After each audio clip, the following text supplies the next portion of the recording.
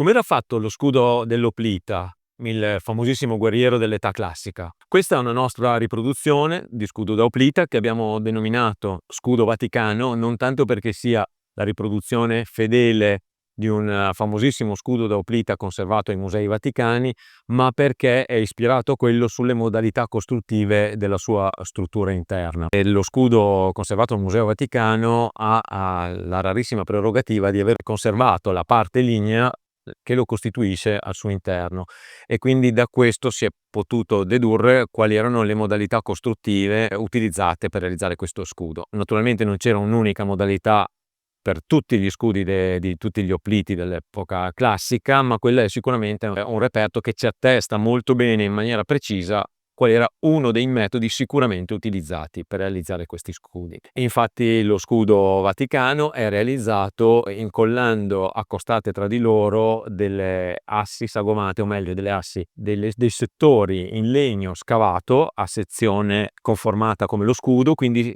questo all'interno è diviso in tante strisce accostate insieme, ma che hanno questa forma bombata. In pratica ogni sezione ha questo profilo e poi accostate ed incollate costituiscono il nucleo vero e proprio dello scudo, che poi sappiamo veniva in alcuni casi rivestito completamente in bronzo, come quello appunto del Museo Vaticano.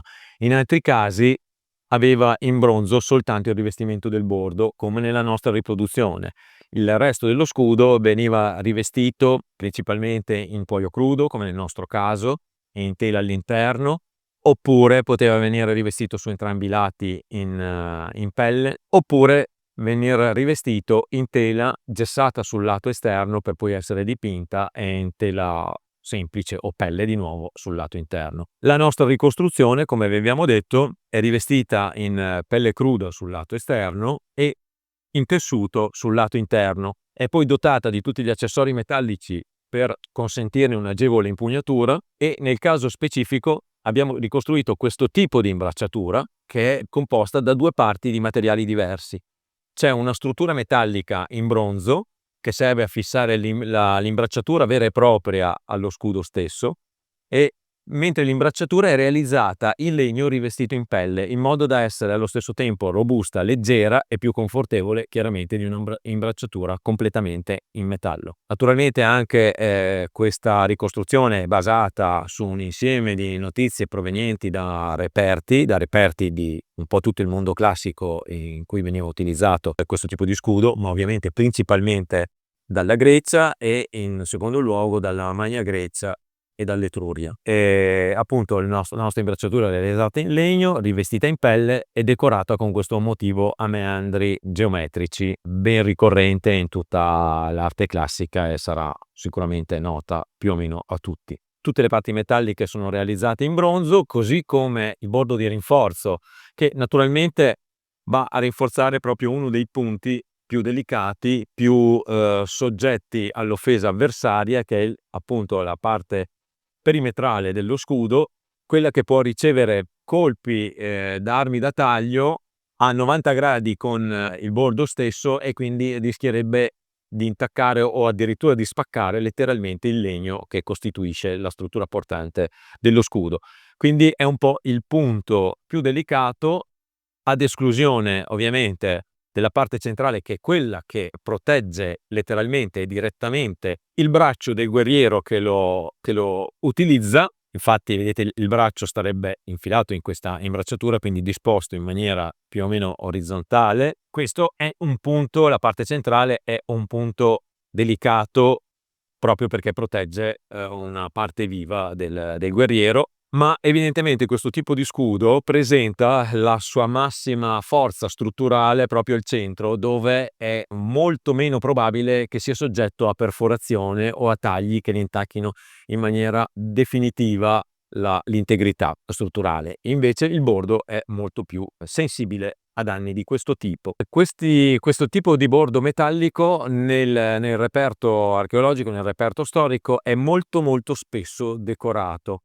Ne abbiamo scritto tempo fa nel nostro blog, che trovate sul nostro sito, in cui parlavamo un po' della storia di questo tipo di decorazione e presentavamo una nostra ricostruzione appunto ispirata il più vicino possibile a queste decorazioni, ma utilizzando strumenti che avevamo già disponibili proprio per realizzare una cosa che fosse molto vicina nello stile e nel gusto alle decorazioni utilizzate per i bordi degli scudi oplitici. In realtà quello che vi presentiamo oggi è un motivo decorativo che è presente in tutta l'arte antica classica, in tutti i supporti, dall'architettura alle arti mobili e anche negli oggetti militari, appunto come gli scudi.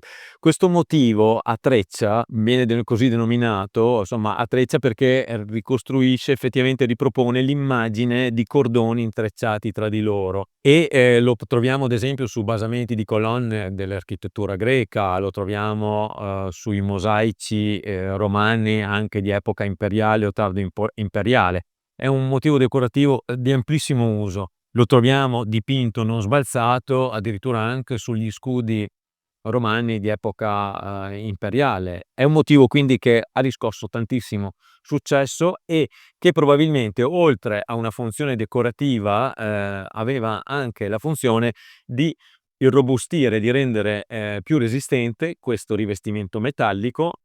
Infatti le nervature che costituiscono la decorazione rendono più rigido il materiale, la sottile lamina bronzea che costituisce questo rinforzo dello scudo. Ecco, anni fa utilizzavamo appunto degli strumenti un po' semplificati, era una decorazione ispirata a quella antica. Recentemente abbiamo invece realizzato esattamente la riproduzione delle decorazioni antiche. Naturalmente ne abbiamo diversi modelli anche su questo, diversi tipi di sviluppo decorativo su questo tipo di motivo, cioè ci sono trecce a 2 corsi, come nel nostro caso, ci sono trecce a 4 corsi, a 3 corsi. Noi anche per standardizzare un po' sulle misure degli scudi che attualmente produciamo, abbiamo riprodotto questa decorazione a 2 corsi di motivi ondulati che vanno a riprodurre il motivo a treccia. Ecco, questo è diventato un po' il nostro modello di riferimento di riproduzione dello scudo oplitico. Abbiamo anche altri modelli nel nostro catalogo, questo per tutta una serie di motivi è quello che si avvicina di più a una ricostruzione storicamente fedele e aderente a quelli che erano gli originali utilizzati dai guerrieri dell'antica Grecia, dell'Etruria, della Magna Grecia e di diverse altre popolazioni del Mediterraneo. Quindi se siete interessati a un prodotto di questo tipo, contattateci per ordinare il vostro scudo tipo Vaticano.